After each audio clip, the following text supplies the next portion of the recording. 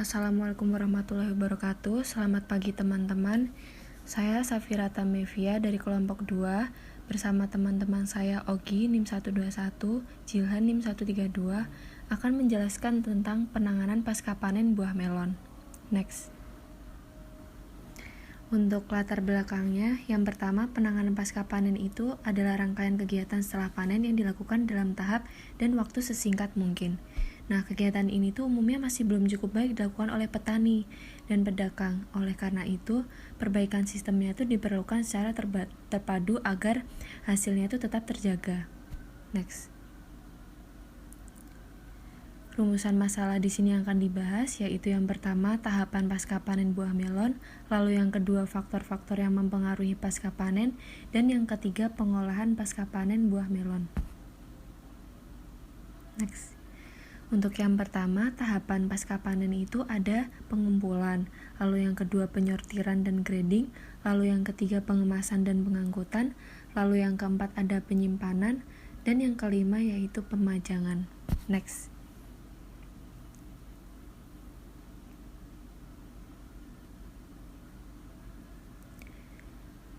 Untuk yang pengumpulan itu dilakukan dari lahan, biasanya menggunakan keranjang yang dipinggul dari lahan dan menuju kendaraan yang akan digunakan untuk transportasi. Next. Untuk sortasi dan grading itu dilakukan di tempat pengumpulan buahnya.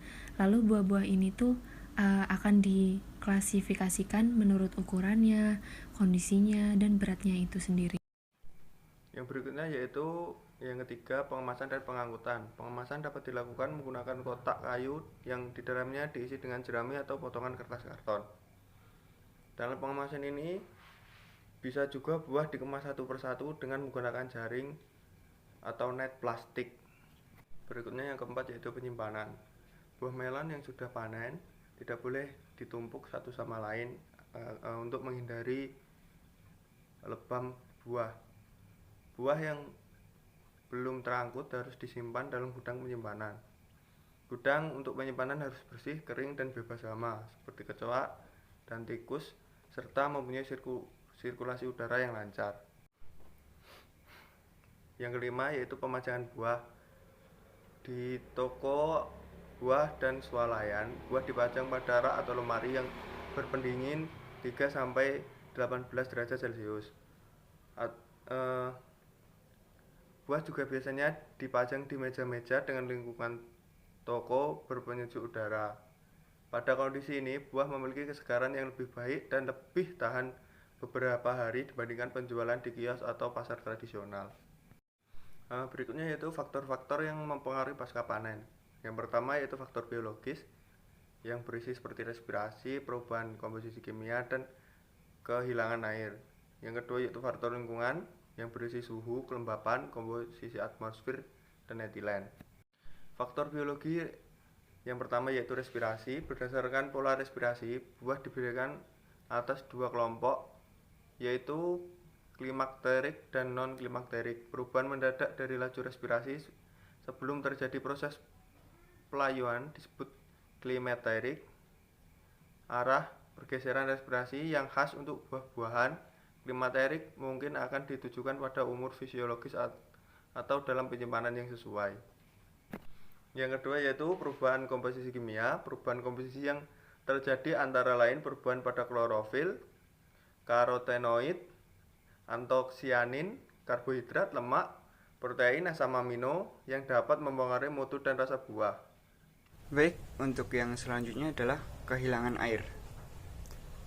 Kehilangan air ini merupakan penyebab utama dari kerusakan yang akan menyebabkan penurunan kesegaran buah melon.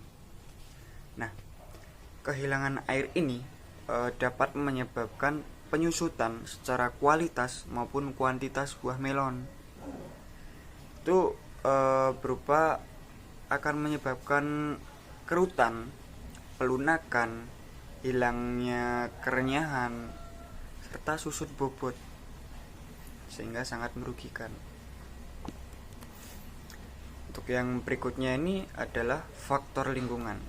Faktor lingkungan yang pertama itu adalah suhu. Suhu erat kaitannya dengan laju respirasi buah. Jika suhu penyimpanan ini meningkat, maka akan menyebabkan kenaikan laju respirasi buah. Akibatnya apa? Ketika laju respirasi buah ini akan menyebabkan laju penurunan mutu buah ini akan semakin cepat. Nah, misalkan dengan kenaikan suhu penyimpanan sebesar 100 derajat Celcius, maka akan mengakibatkan naiknya laju respirasi itu sebesar 2 hingga 2,5 kali lebih cepat. Namun, jika di atas suhu 350 derajat Celcius, maka laju respirasi akan menurun karena aktivitas enzim itu terganggu, sehingga menyebabkan terhambatnya difusi oksigen. Oke, yang berikutnya ini ada kelembapan. Laju kehilangan air buah-buahan salah satunya ini dipengaruhi oleh kondisi kelembapan dari udara sekelilingnya. Nah, untuk mengurangi laju kehilangan air ini, kondisi kelembapan udara itu harus ditahankan atau dipertahankan dalam kisaran di atas 80%. Selanjutnya adalah komposisi atmosfer. Perubahan komposisi udara sekeliling itu dapat mempengaruhi laju kerusakan buah-buahan. Produk yang dikemas dengan kondisi Modified Atmosphere Packaging atau MAP itu di dalamnya terjadi suatu sistem dinamik di mana berlangsung dua proses utama, yaitu respirasi dan penyerapan gas secara stimulan. Nah, setelah kemasan itu tertutup rapat, pada suatu titik tertentu laju penyerapan oksigen ke dalam kemasan dan migrasi karbon dioksida itu keluar kemasan akan sama, di mana kondisi konsentrasi kesetimbangan dari gas ini harus dipertahankan pada tingkat yang konsisten. Oke, yang berikutnya adalah etilen. Konsentrasi etilen yang ada di lingkungan itu dapat memicu produksi etilen buah, sehingga mempercepat proses pematangan dari buah melon. Pada buah-buahan klimaterik itu, konsentrasi etilen akan mempercepat tercapainya puncak klimaterik yang ditandai dengan meningkatnya penyerapan karbon dioksida. Sedangkan pada buah non-klimaterik, efek pemberian etilen akan menaikkan laju respirasi, yang akibatnya itu naiknya laju pematangan buah tersebut. Efek ini sangat erat kaitannya dengan konsentrasi etilen yang diberikan, tetapi tidak berpengaruh terhadap waktu terjadinya puncak klimaterik tersebut. Untuk selanjutnya adalah pengolahan pasca panen buah melon. Tentunya kita semua sering menemukan makanan ataupun minuman yang memiliki rasa melon. Nah, pengolahan pasca panen buah melon ini dapat dijadikan menjadi beberapa jenis makanan yang sering kita temuin.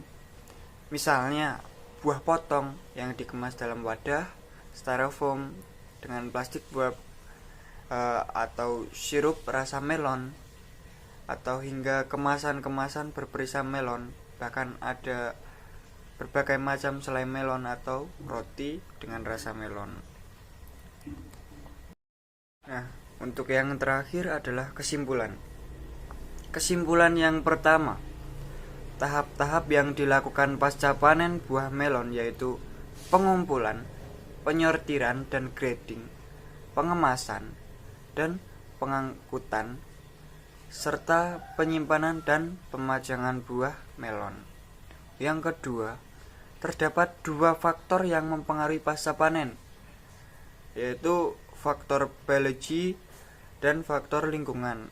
Oke, faktor biologi itu merupakan pola respirasi, perubahan komposisi kimia, dan kehilangan air. Nah, untuk faktor lingkungan ini berupa faktor dari suhu, kelembaban, komposisi atmosfer, dan etilen. Nah, untuk yang terakhir adalah Pengolahan pasca panen buah melon dapat diolah menjadi buah potong dengan plastik wrap atau disebut dengan pengolahan minimal, dijadikan menjadi sirup hingga minuman berperisa buah melon. Oke, sekian merupakan presentasi yang dapat kami sampaikan. Apabila ada yang ingin ditanyakan, monggo segera ditanyakan. Dan terima kasih banyak atas perhatiannya. Kami ucapkan terima kasih. Wassalamualaikum warahmatullahi wabarakatuh.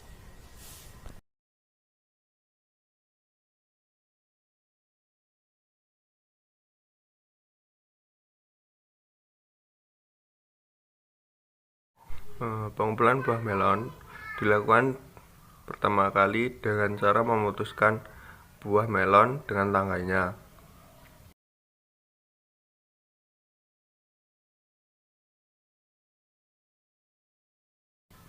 Kemudian buah melon dikumpulkan di keranjang untuk segera diangkut ke tempat transportasi. Pengangkutan ini harus dilakukan dengan hati-hati untuk menghindari memar akibat benturan antar buah melon dan juga lecet akibat benda asing.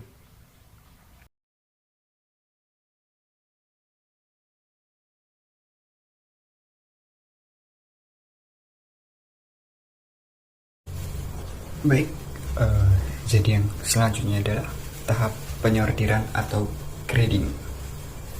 Seperti apa penyortiran atau grading? Langsung saja. Jadi, penyortiran melon itu dilakukan di tempat pengumpulan buah melon. Oke. Buah melon ini akan disortir menurut kondisi buah. Jadi, buah melon akan dipilih dalam kondisi yang bagus. Maka melon yang busuk akan dibuang. Seperti ini. Ini merupakan contoh buah melon yang bagus.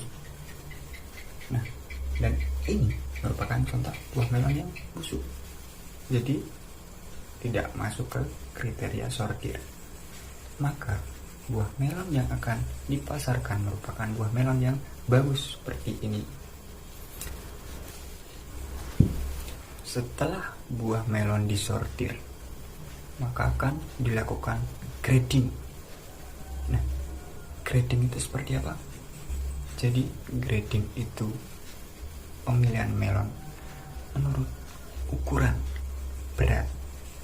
Jadi merupakan kuantitas. Nah, melon yang di grading itu seperti ini. Nah, ini merupakan contoh penggradingan melon. Oke. Next adalah pengemasan dan pengangkutan melon. Nah, pengangkutan melon ini dapat menggunakan kotak kayu yang dimana di dalam kotak kayu ini diisi dengan jerami atau potongan kertas karton. Tujuannya apa sih? Ya, tujuannya adalah untuk melindungi melon dari guncangan-guncangan yang akan terjadi saat pengangkutan, sehingga melon akan tetap utuh karena terlindungi oleh jerami ataupun kertas. Nah, untuk pengangkutan ini melon juga dapat dilindungi menggunakan jaring atau net plastik. Contohnya itu seperti ini.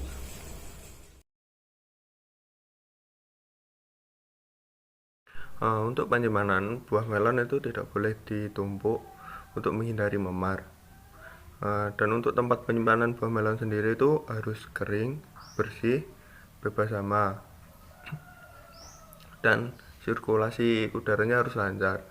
Hal ini diperuntukkan supaya kualitas melon tetap terjaga. Bersih dari hama itu supaya melon tidak mempunyai luka seperti bekas gigitan atau lecet terkena benda asing. Untuk sirkulasi lancar supaya kesegaran melon tetap terjaga dan tidak mudah busuk.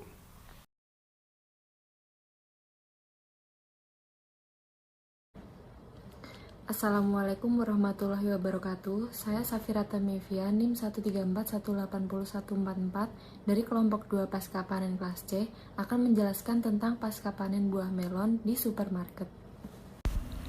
Di supermarket di sini terdapat berbagai buah-buahan yang terpajang dengan rapih dan lengkap dalam rak-rak kayu hingga ruangan kulkas berpendingin.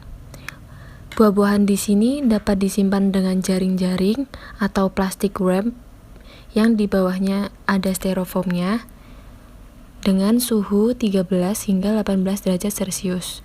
Untuk melonnya ditata di rak kayu seperti ini untuk menjaga kesegarannya tetap terjaga.